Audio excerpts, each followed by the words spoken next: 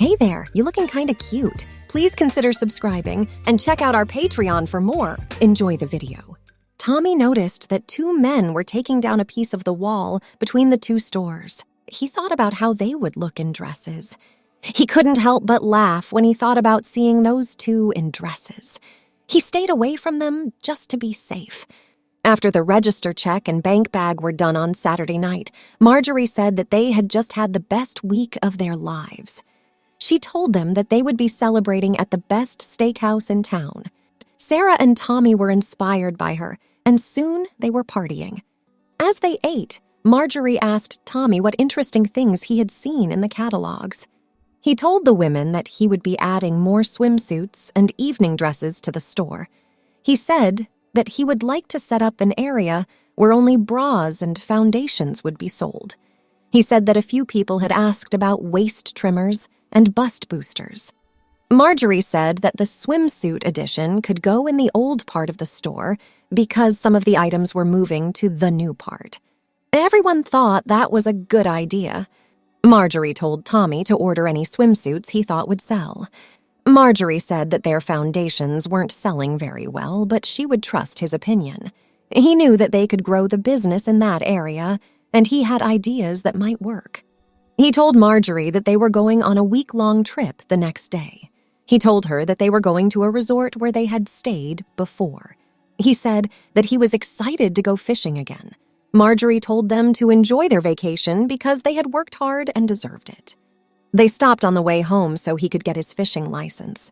The person helping him asked for his driver's license to show that he lived there. The worker wrote down Tommy's driver's license number, and when he was done, Tommy paid him and left. He didn't notice that the clerk had checked the female box on his license. The next day, they left for their trip. Sarah had packed all of their clothes and talked him into wearing a pair of capri pants and a white blouse with lace trim and bell sleeves. Sarah checked them in at the resort, and they went to their cottage. She told him she didn't pack any clothes for men because she thought he would want to keep wearing the clothes he was used to. He gave her a look and decided not to argue with her. They went to the pool. He wore a blue suit with a red stripe down the front. After getting out of the water, he laid on a blanket. After swimming, they went to the small bar to get something to drink. Two young men walked in while they were having a drink. Sarah and Tommy got another drink and talked as they drank. When they were done, one of the young men put some money in the jukebox. Before he knew it, a young man came up to him and asked him to dance to a slow song. Before he could say anything, the young man picked him up off his stool and started dancing with him. As they danced, the young man said his name and asked Tommy what his name was. The young man pulled Tommy close to himself and held on tight. When the dance was over, Tommy went to finish his drink quickly. He told Sarah that they needed to go. Sarah asked in jest, "Why?" Sarah was laughing out loud as they left. It didn't make Tommy laugh. "You should dance with him more. He might ask you to marry him by the end of the week. You and your partner look good together." Tommy said back, "That's not funny." I was in his hands and I couldn't get away. How could I help? Sarah laughed and said, "At the end of the dance, you could have given him a kiss."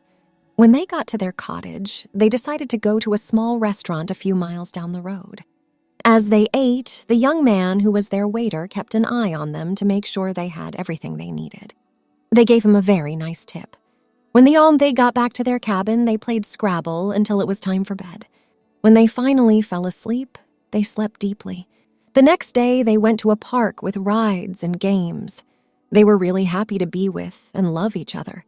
They took the wrong turn on the way back to the cottage. Before they realized they were lost, they had been driving for a while. The resort was on Silver Lake Road, which they came to all of a sudden. Tommy went in the direction he thought the resort was. They passed a dinner club that they had never seen before. After going 5 miles, they got to the resort. Tommy said that they had gone back the scenic way. They decided to try out a new supper club the next night. They drove into the parking lot where there were already about 6 cars. They were surprised to hear Tommy's name called out when they walked into the supper club. "Mrs. Morgan did it," she asked. "What are you up here for? Who's in charge of the shop?" Tommy told her what was going on and asked why they were there. Mrs. Morgan said that they had a summer house about 6 miles away and were there for 2 weeks to enjoy nature and the fresh air. Mrs. Morgan made them come to dinner with them. She told them that this restaurant was famous for its barbecued ribs. They all got ribs, and when they were shown to their tables, they were all laughing and having a good time. Tommy and Sarah didn't think they would be able to eat all of the ribs when they came. They ate all of the ribs because they were so good, but they didn't have room for dessert. The only person who ate banana creme dessert was Mr. Morgan. The Morgans asked them to come over to their house after dinner, and they said yes. They followed the Morgans back to their house, and Tommy and Sarah were both impressed by how fancy the entrance was. The big log house was an amazing sight. As soon as they were inside, Mr. Morgan left to change his clothes. They all sat down and talked. Mr. Morgan came back wearing a dress with a skirt that flowed when he walked. He wore just a little makeup, so if you didn't look closely, you might have thought he was a woman. They all sat down and talked about the store and how it was getting better. Tommy talked about his new part and how he planned to make it better. Mrs. Morgan was very happy about the changes. Mr. Morgan wanted to know if he and his friends could shop there during their special times. When Tommy told him, he was thrilled, of course. Before they left, Mrs. Morgan told them they could join her shopping the next day. She told them about a woman who made dresses and sold them in a very small store. They agreed to meet the next morning at 10. The next morning, they went shopping there. Mrs. Morgan drove, and as they went, the 4 of them talked about fashion. They got to the small dress shop in the country. As soon as they got inside, Mrs. Morgan introduced them to the store's owner, Lydia Simpson. As Tommy and Sarah looked around, they noticed that all the clothes were well sewn and made with skill. They were both amazed by how low the prices were. Tommy thought about letting Mrs. Simpson know that their store could sell her some dresses. Then Tommy saw a rack with a bunch of aprons. He took a close look at them. All of them had ruffles and lace, which made them look very girly. He decided that he needed to talk to her about how they could sell her products.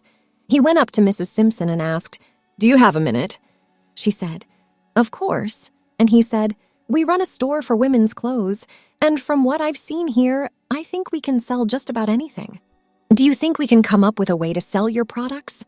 Mrs. Simpson said, "I try to make things I think people will buy, but business can be slow sometimes. I'm sure we'll think of something." Mike came out of the dressing room at that moment wearing a dress with a lot of ruffles. "Michelle," Mrs. Morgan told her, "you don't need another dress. Have any that don't have frills?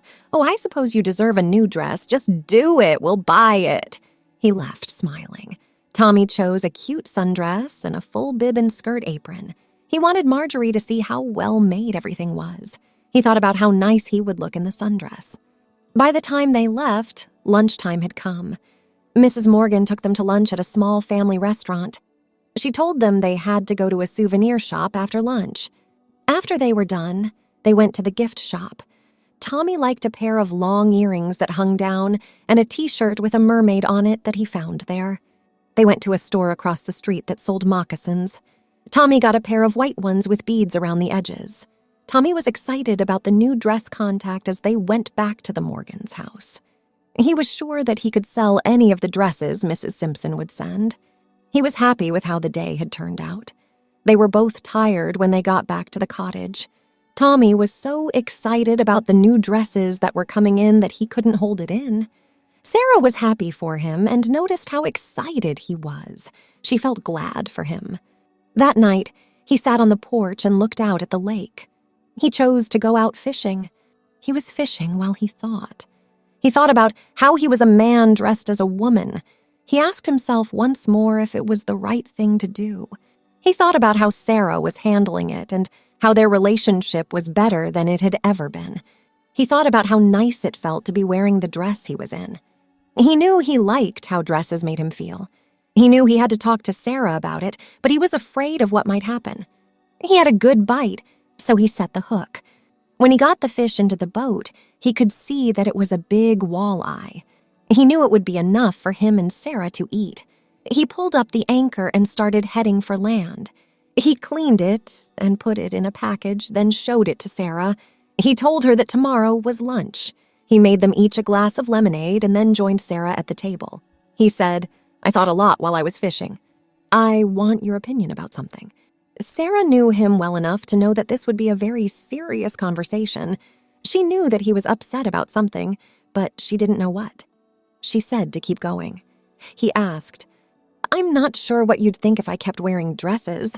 I've grown to like how they make me feel. I know you married a man and not a man in a dress, but I really want to keep wearing dresses. Do you think you could keep living with someone like me if I kept wearing dresses?" Sarah told him to hold on for a moment. She went into the bedroom and came out with a red silk dress with a slit up the side of the skirt. She said, "To answer your questions, yes, I can live with you and love you as long as you keep wearing dresses. You got me a gift I really wanted, so here's one for you. This dress is perfect for you, and you can wear it tomorrow night while we go get more of those ribs." He stood up and picked her up. They both felt closer than ever before. Both of them knew that the future would be bright and perfect. Thanks for watching. Be sure to check out Patreon for a lot more content and early access to YouTube videos.